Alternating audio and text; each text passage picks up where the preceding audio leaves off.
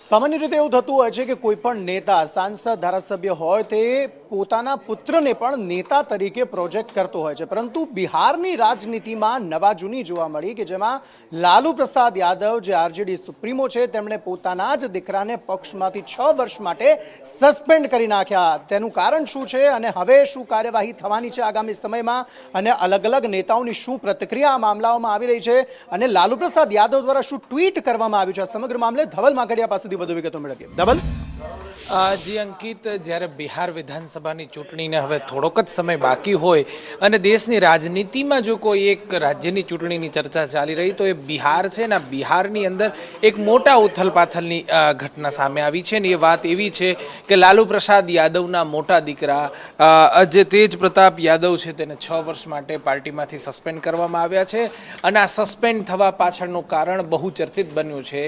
તેજ પ્રતાપ યાદવની એક મહિલા સાથેની ફોટોગ્રાફની જે ટ્વીટ જે બહુ ચર્ચિત બની હતી અને મીડિયામાં પણ જેની જોરશોરથી ચર્ચાઓ ચાલી અને એમના રિલેશનશિપને લઈને જે સવાલો ઉઠાવ્યા હતા ત્યારબાદ લાલુ પ્રસાદ યાદવે એક્શન લીધા છે। લાલુ પ્રસાદ યાદવે આજે ટ્વીટ કરીને કહ્યું છે કે તેજ પ્રતાપ માટે પાર્ટી કે પરિવારમાં તેની હવે કોઈ જ જવાબદારી નથી અને કોઈ જ ભૂમિકા નથી।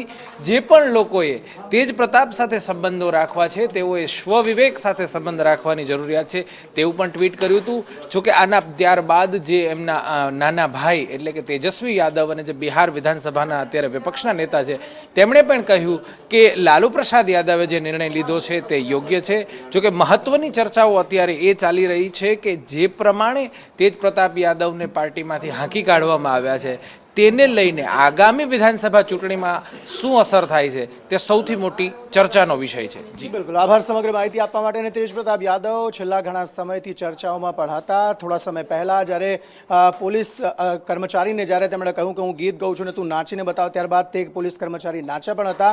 આ સમગ્ર મામલાને લઈને પણ કદાચ એ વસ્તુ હોઈ શકે કે બિહારમાં જ્યારે વિધાનસભાનું ઇલેક્શન આવી રહ્યું છે તેને લઈને એક સ્ટ્રોંગ મેસેજ આપવા રાજ્યવાસીઓને આ નિર્ણય લાલુ પ્રસાદ યાદવે લીધો હોય।